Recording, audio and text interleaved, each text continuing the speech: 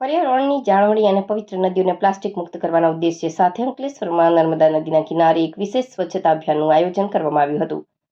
પ્રકૃતિ ફાઉન્ડેશન દ્વારા આયોજિત આ ભગીરથ કાર્યમાં ભરૂચ અને અંકલેશ્વરના પર્યાવરણ પ્રેમી નાગરિકો મોટી સંખ્યામાં જોડાયા હતા.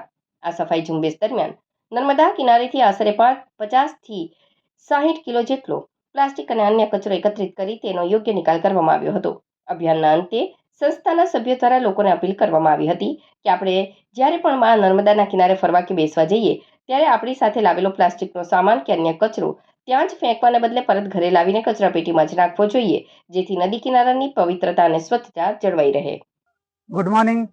આજે પ્રકૃતિ સાથ ફાઉન્ડેશન દ્વારા એક નર્મદા નદી કિનારે અંકલેશ્વર ખાતે સ્વચ્છતા અભિયાનનો કાર્યક્રમ રાખવામાં આવેલ હતો.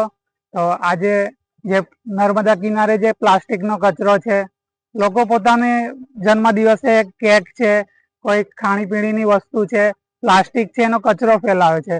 તો આજે જે અમે પ્રકૃતિ સાથ ફાઉન્ડેશન દ્વારા જે કંઈક આ ભગીરથનું કાર્ય કરી રહ્યા છે, ક્લિનિંગ એક્ટિવિટી, તો એક મેસેજ આપવા માંગીએ છીએ કે આપણા આજુબાજુ રહેલી પ્રકૃતિ, પર્યટક સ્થળો ને દરેક જગ્યાએ આપણે કોઈ જગ્યાએ ફરવા જઈએ છીએ તો તે દરમિયાન આપણે પ્લાસ્ટિકનો કચરો કે એવું કંઈક વસ્તુ આપણે ત્યાં નાખવાનું અવોઇડ કરવું જોઈએ અને આપણી આજુબાજુ જે સ્વચ્છતા છે એ જાળવવી જોઈએ અને પર્યાવરણની સુરક્ષા જળવાઈ રહે એ જ આપણો મેસેજ છે. તો પ્રકૃતિ સાથ ફાઉન્ડેશન દ્વારા અંકલેશ્વર ખાતે 7 જૂન 2026ના રોજ પ્લાસ્ટિકના કચરાનું કલેક્શન કરીને અંકલેશ્વર નગરપાલિકામાં અમે જમા કરાવી રહ્યા છે.